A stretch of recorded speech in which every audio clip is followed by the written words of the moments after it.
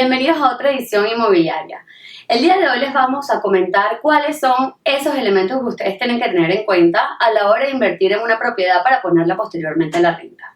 Inicialmente creo que podemos empezar hablando por los costos. Una vez que ustedes invierten, se siguen generando costos para mantener esta propiedad y justamente son los costos de mantenimiento, ¿no, Daniel? Es así, Jessica. Fíjate que muchos clientes piensan que el hecho de comprar una propiedad, por ejemplo, de contado, aunque significa que no tendrías que estar teniendo costos mensuales, que básicamente tú la colocas a la renta y ese dinero que estás percibiendo mensualmente prácticamente te queda libre, ¿no? Neto, completamente directo al bolsillo, y no es así. Y sobre todo dependiendo del tipo de propiedad en la que uno invierta, los costos de mantenimiento van a ser más altos o más bajos.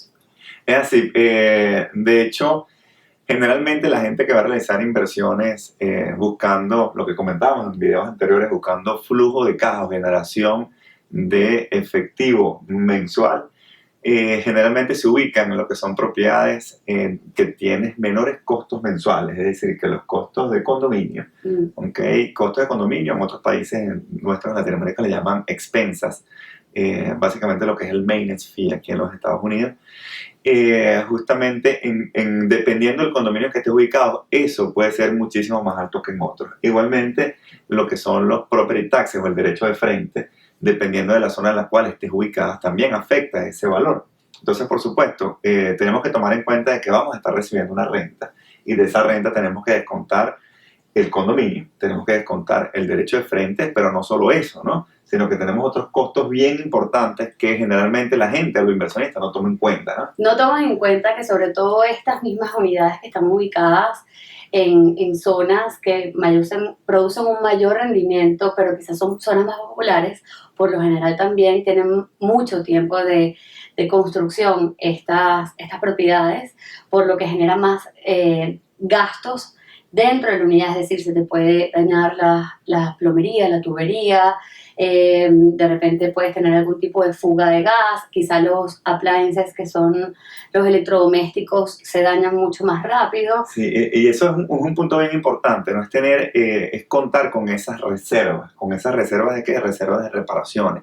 Y no solo reservas de reparaciones, sino reservas a la hora de lo que llaman el vacancy, es decir, cuando la propiedad se queda vacía, es decir, salió el inquilino que tenías en este momento o que estuvo por 2 o 3 años, el inquilino sale y por supuesto hay que acomodar la propiedad, dejarla lista para colocarla en el mercado y conseguir un nuevo inquilino. Esto también es un punto, esto nos lleva a otro punto súper elemental que ustedes tienen que tener en cuenta, que es a la hora de conseguir un inquilino. ¿Quién se lo va a conseguir? O sea, hay de 2 tipos de obtención de este inquilino, que es pagando puntualmente la publicación de esta unidad en el sistema generalizado que tenemos aquí en los Estados Unidos a un realtor en este momento que simplemente lo publica y te consigue el inquilino y se desentiende el inquilino. Y también está el administrador de propiedad o el property manager, que es el que se encarga de no solamente publicar la unidad en el MLS, que es el sistema automatizado, sino que también entonces hacerse cargo de todo lo que tiene que ver con el manejo de esta unidad y trato con el inquilino. Es así, son dos gastos bien importantes, ¿no? Y por lo general en nuestros países desconocen de que tienes esos 2 costos por separado. Una cosa es el corredor que te consigue el inquilino, te negocia el contrato y te deja el inquilino dentro, ¿okay? Y eso tiene un costo. Y lo otro es lo que se llama el property management, que es la administración de la propiedad. ¿Qué se refieren con esto? Bueno, justamente es cuando se me daña la propiedad o cuando el inquilino no me ha pagado, ¿quién es que hace realmente el contacto con ese inquilino o quién se encarga de ubicar, bien sea el plomero o el proveedor de servicio que justamente va a ir? Sobre todo para estos inversionistas que se encuentran en el extranjero. Es correcto. Entonces, hemos hablado ya de varios gastos importantes. Uno es el condominio, otros son, que por supuesto es mensual. Estamos hablando de property taxes, que es derecho de frente que se paga anual. Anualmente también tenemos lo que es el gasto de comisión, bien sea cuando colocaste el inquilino por primera vez o cuando estás renovando, que estamos hablando de costos equivalentes a ¿cuánto? Equivalentes más o menos a lo que es un mes de renta, ¿no? Exacto. Tienes costos de administración que son mensuales, que es esa persona que se va a encargar de estar entre ustedes como inversionistas y el inquilino. ¿Ok? ¿Quién le va a prestar servicio a la unidad?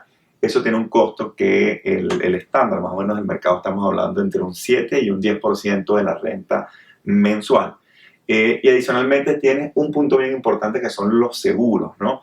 Cuéntanos un poco de los seguros, Jessica. Sí, y esto es importante porque la mayoría de las personas tenemos en mente que dentro del condominio que se paga mensual en los edificios está incluido el seguro. Sí, está incluido parte del seguro. Este seguro únicamente se responsabiliza quizás por los daños a la fachada del edificio, pero nadie te garantiza los daños a terceros, que son los daños que tu unidad puede hacerlos a tus vecinos e inclusive a tu mismo inquilino dentro de tu propiedad. Es así, como lo comentaba Jessica, el edificio provee lo que es un seguro. Aunque cuando uno está comprando una propiedad, un condominio, ese edificio ya tiene una póliza. Entonces uno, a través de lo que es el pago del condominio mensual, se está pagando parte de esa póliza. Y esa póliza lo que cubre básicamente es estructura. ¿Qué? Estructura cuando tienes algún tipo de siniestro, bien sea inundaciones, bien sea fuego, bien sea huracanes, pero está garantizando o está asegurando es la estructura. Sin embargo, para ustedes como inversionistas en propiedades de renta, es muy importante ver que tengan un seguro contra terceros.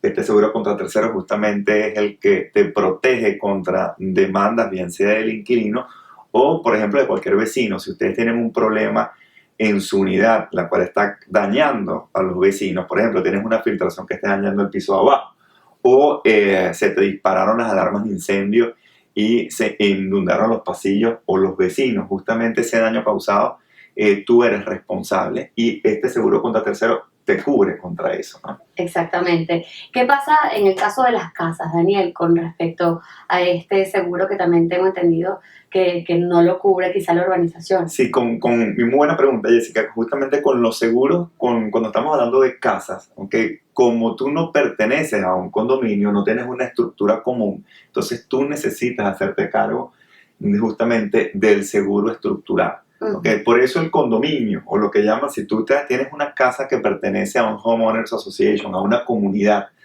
el pago o el costo de esa comunidad es muchísimo más bajo que cuando lo comparas con el del condominio, justamente porque no tienes el seguro incluido. Entonces tú tienes que pagar ese seguro. Adicionalmente tendrías que pagar un seguro contra terceros que te proteja ante cualquier tipo de demanda, ¿no? Sí, bueno. Pues básicamente yo creo que estos son los elementos que ustedes como inversionistas tienen que tomar en cuenta.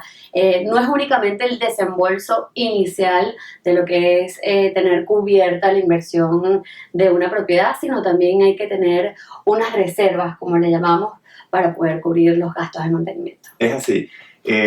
Como siempre estamos a la orden a través de lo que es nuestra página web y nuestros emails. Y hasta una próxima edición. Muy buenas tardes. Gracias.